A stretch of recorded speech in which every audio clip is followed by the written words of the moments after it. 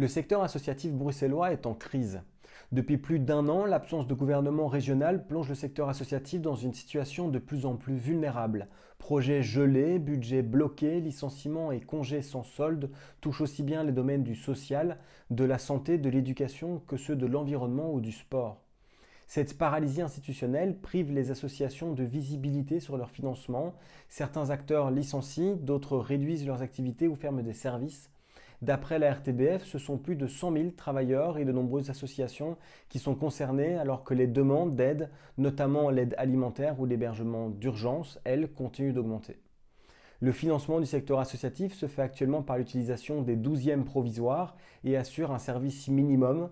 Pour rappel, ce système permet de débloquer chaque mois l'équivalent d'un 12e du budget de l'année précédente, assurant ainsi la continuité minimale des dépenses publiques et des financements essentiels, notamment pour les associations. Seulement, voilà, ce mode de gestion temporaire et limité ne permet ni l'indexation ni le financement de nouveaux projets, exposant le secteur à la précarité et à une incertitude financière prolongée.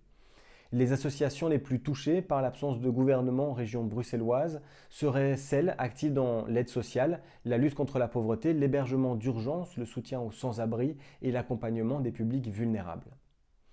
Toujours en Belgique, entre 300 et 400 manifestants étaient présents ce vendredi matin au square de l'Aviation à Anderlecht pour tenter d'empêcher l'expulsion d'une septantaine de sans-papiers, dont 15 enfants. Les négociations pour un relogement temporaire ont échoué à la région bruxelloise et le propriétaire veut transformer le bâtiment en hôtel, laissant les personnes dans une situation précaire susceptible de se retrouver à la rue ou dans des squats. La police a procédé, dans la violence, à une dispersion de la mobilisation en employant des gaz lacrymogènes et des canons à eau pour disperser le collectif Zone Neutre, composé des résidents du bâtiment ainsi que de leur soutien.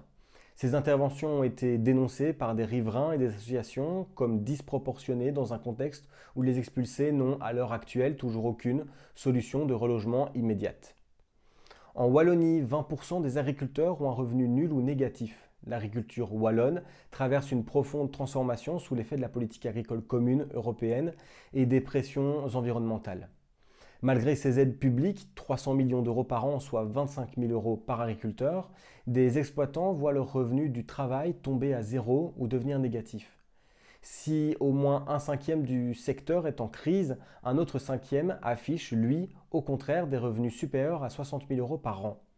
Des disparités qui, d'après nos confrères de la RTBF, tiendraient au type de culture. Les grandes exploitations agricoles seraient la plupart du temps bénéficiaires, alors que les exploitations bovines seraient majoritairement déficitaires. Pointer du doigt la gestion des aides qui sont jugées trop générales et insuffisantes pour favoriser les mesures écologiques nécessaires. Après un sursaut de revenus lié à la crise ukrainienne en 2022, les prix ont baissé en 2023, poussant encore davantage les agriculteurs à manifester pour obtenir une réforme structurelle. À l'international maintenant, la population de Gaza a plus que jamais besoin de notre aide. Ce sont les mots du communiqué conjoint de Médecins sans frontières et du consortium 1212, composé d'associations humanitaires belges de première ligne comme Caritas International, Médecins du Monde ou encore Handicap International.